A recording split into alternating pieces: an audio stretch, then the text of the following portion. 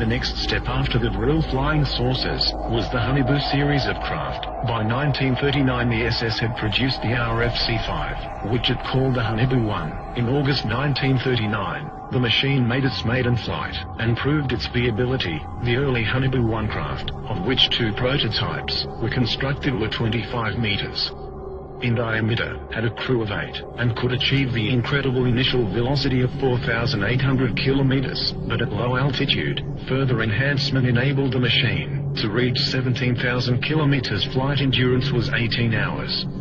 To resist the incredible temperatures of these velocities, a special armor called Victolan was pioneered, specifically for both the hbU and Vril series of disc craft.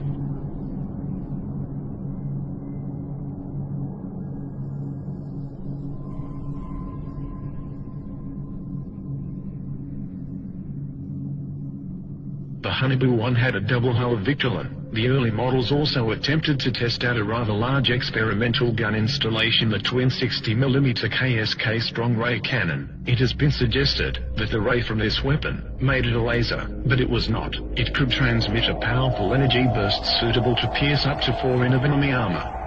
When a Vril 7 was shot down by the Russians, in 1945 a similar underbelly-mounted KSK gun was destroyed, with debris recovered from the battle site.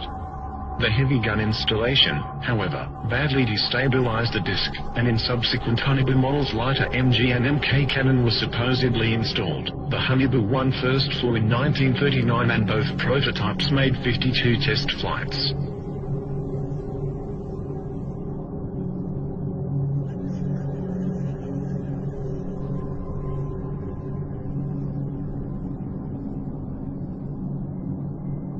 In 1942, the enlarged hbU-2, which was 26 meters diameter, was ready for flight testing. This disc had a crew of 9, and could also achieve supersonic flight of 6,000 to 21,000 kilometers with a flight endurance of 55 hours. Both it and the further developed 32-meter diameter hbU-2 had heat shielding of 2 hulls of Victolan.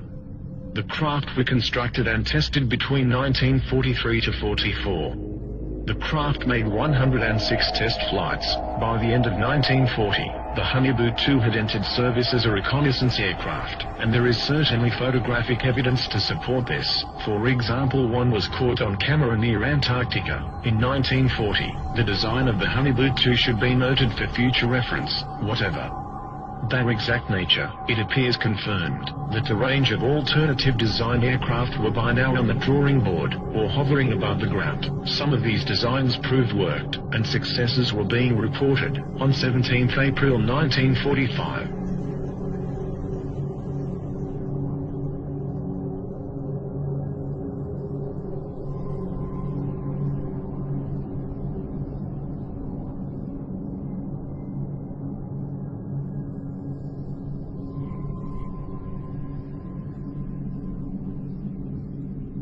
by 1944, the perfected war model, the hbU-3, was tested.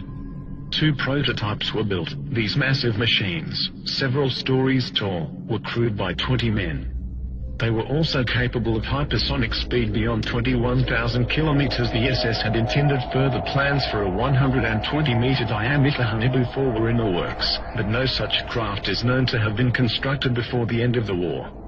However, these new technologies were coming online too late, for the war was already being lost and won. Within months the Allies and Russians had poured into Central Europe. Hitler was thought dead and the war apparently over, and as soon as the war was over, ghost rockets started appearing over Scandinavia, and within 2 years flying saucers were being reported wholesale over mainland United States. It was no coincidence.